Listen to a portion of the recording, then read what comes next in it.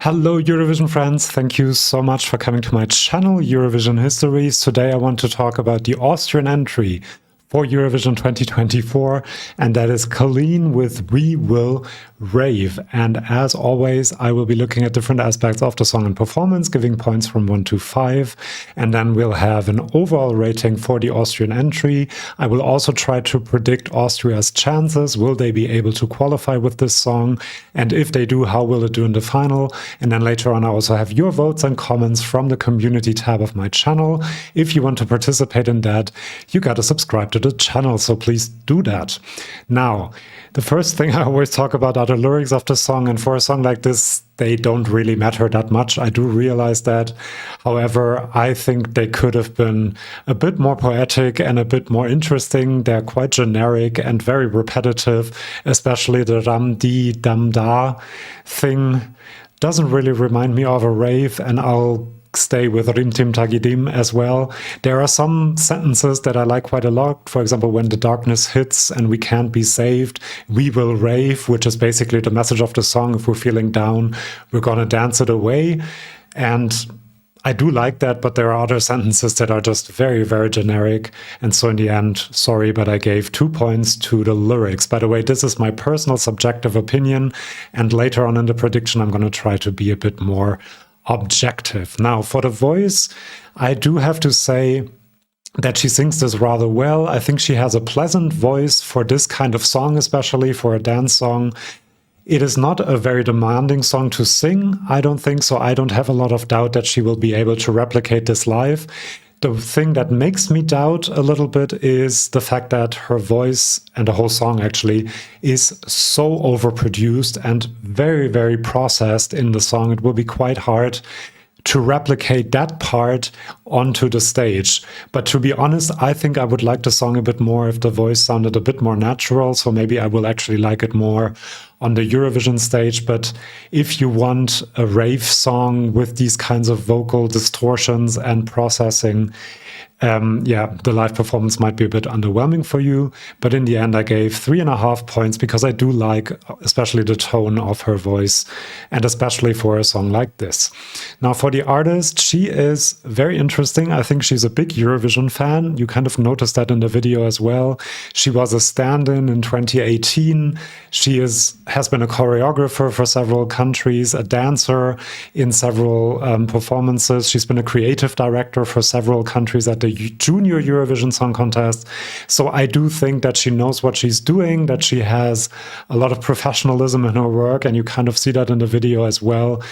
They kind of lean into the fact that this is a bit of a campy, slightly trashy, may I say, and ravey song, and they are not apologetic about it. They're just leaning into that, and that makes it acceptable for me, because otherwise I think I would not like the song at all.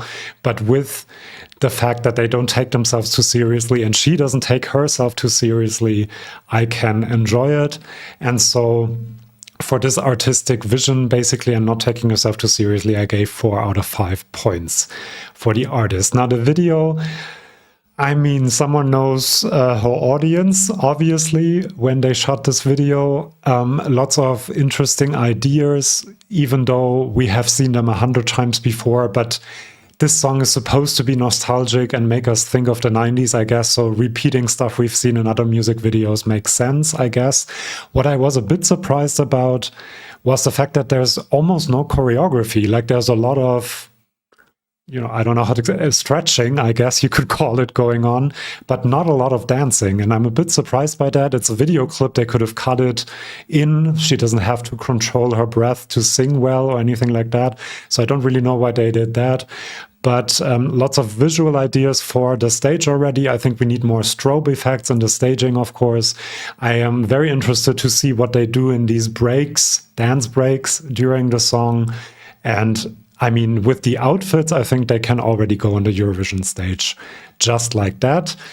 Yeah, and the lighting is also very good in the song and in the video. Now, because I was a bit surprised that there's so little choreography, I subtracted a bit of points, but overall I gave it 3.5, which is quite good. Now for the song, this is obviously 90s nostalgia galore. There are about 3 or 4 different hooks in this song, and all of them I have kind of heard in 90s dance songs that I listened to on mixtapes and school dances. And if you don't know what a mixtape is, I guess you're younger than me, probably.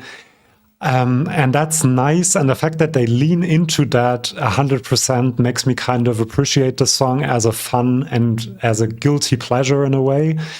But I mean, you could have added a modern twist. You could have added something a bit more interesting, and that would have made it almost a winning material entry. But the way it is at the moment, it's kind of basic.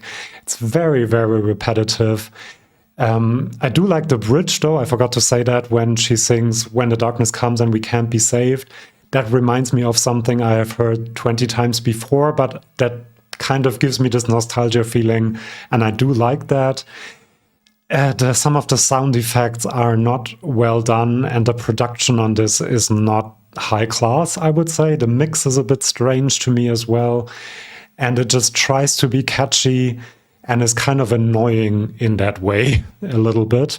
But because it is leaning into the nostalgia and the 90s and everything, and I have 90s nostalgia, to be honest, I gave this song 2.5 points in the end.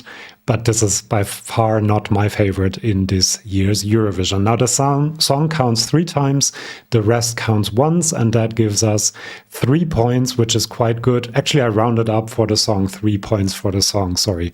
And that gives us a total of 3 points for the Austrian entry, "We Will Rave" by Kaleen. I had it at 2.5, the song, and then I thought, it's too fun to give it 2.5. So in the end, we have 3. Now, before giving you my prediction for the Austrian entry, please subscribe to this channel. I do lots of videos like this one. And yeah, I can't wait to spend the rest of the Eurovision season with all of you. So please do subscribe, and I don't have to say it anymore. Now let's look at my prediction for Austria. Will they be able to qualify? Now, I always look at the last 10 years and the qualification rate the country had in the last 10 years. And Austria has a very clean 50%, so they make it half the time. And of course, they qualified in 2023 with "Who the Hell is Edgar?", which was a song that I really, really loved. However, Austria is in the second semifinal, which some people say is the weaker semifinal of the two. And we already have a few countries, we know most of the songs, that I think might be struggling to qualify. And those are Malta, Czechia, Albania, Denmark, especially because they are also in the first half of the second semifinal. And then maybe also Latvia and maybe San Marino. We haven't heard some of the songs yet, but that already makes 6 countries that might not make it and might not qualify. And for Austria, I am actually a bit unsure, because I think this is a good entry to start the second semifinal, and they might actually choose it to get everyone going in a way, especially if I look at the other songs that are in the first half.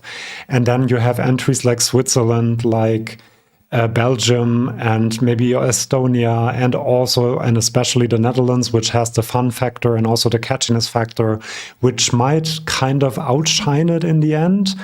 It is a televote only semifinal, so I do think Austria has a bit of a better chance to make it than not to make it.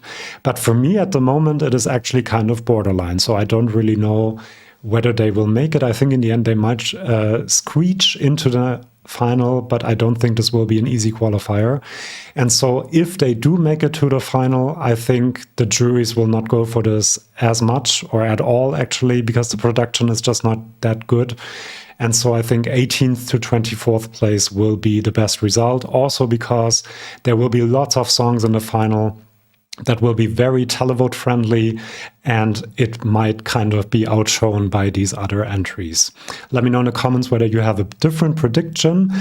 Now, before I let you go, I also have your comments and votes from the community tab of my channel. 24% of you gave this song 5 stars, so a lot of you really like it. 33% gave it 4 stars, 28% 3 stars, 9% 2 stars, and 5% 1 star. So we are in a big disagreement here. You like the song much more than I do, and that's fine. That's what Eurovision is all about, different reactions to different songs. I also have some of your comments. Sonnenlicht, beautiful name, says, a true guilty pleasure of mine. Musically, it's nothing special, but as a club banger, it serves its purpose. It bangs hard. Glad you like it. Dragon King says, for me, it switches between something I almost recognize from somewhere else to enjoy it somewhat while listening to totally forgetting about it when the song is over. Yeah, like I said, the first 2 or 3 times I listened to it, I kind of forgot what it was all about after it ended. Maybe that's a singular experience, but apparently Dragon King also had the same experience. Then AUSTRIA Broadcasting Union, okay, says, absolutely incredible. Finally, a proper dance song at Eurovision. I guess you mean this year, because we had a few good dance songs in the past years.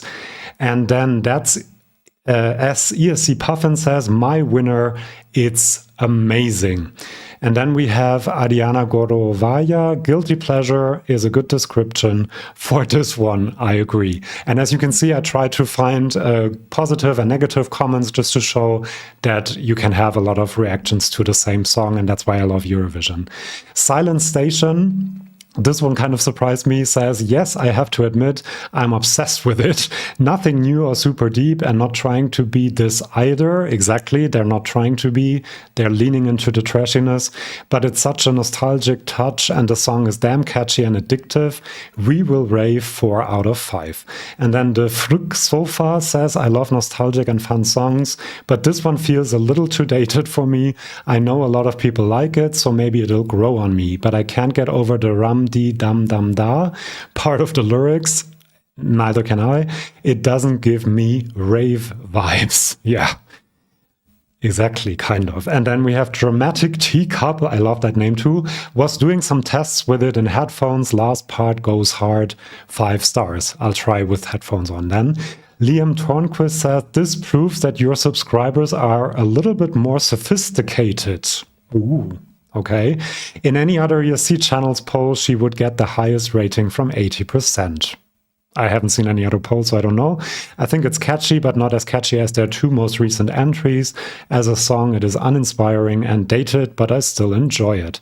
And then Jada says, it's a good year to be Austrian. We might not win, but we are certainly going to dominate the Euro Club. That's quite correct, I think. Lucian86 says, honestly, I could have made that song. All right, so send me your songs that you have already made. I'm quite interested to hear them, Lucian. And then Tolkirchenkind says, I say that with all the love in my heart for Austria and its entries. I really, truly don't like it. I think it's cheap and there are so many effects and things added. There's nothing that sounds natural anymore. Kind of agree with that. Most of all, her voice. They probably gonna go heavy on the dance routine, but I don't care for songs that aren't good songs first, and a great show as addition. And then Lourdes Solaris says, I love We Will Rave. It makes up for all the 1990s Eurodance music we didn't get in the 90s Eurovision days. That's kind of true. And if Kaleen can pull this off live, then this will be an easy top 15, definitely in my top 3. It's right that in the 90s we had a lot of ballads in Eurovision and not a lot of Eurodance, so maybe this is kind of par for the course. I think that's a great comment to end the video with. Thank you for commenting, for voting, and for having me included in this video, or letting me included in this video. Do subscribe to the channel, and then I'll see you for my next video. See you then, and bye-bye.